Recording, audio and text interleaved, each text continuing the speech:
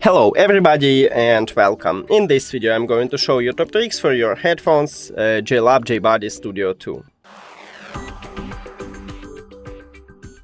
And the first one, when you listen to music or watching a movie, you don't need to use your phone, you can use a controls right here, and in the right ear cup we have all of them, so you can increase the volume or lower the volume, you can play next track, play previous track, you can play or pause the song, you can also call a voice assistant with this multifunctional button here, and I guess it's a good one.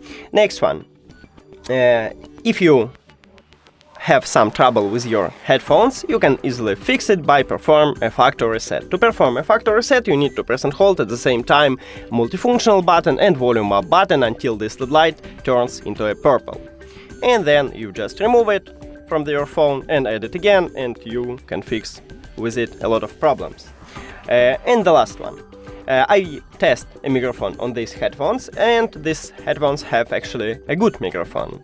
I hear myself when I spoke softly, I hear myself when I spoke normally.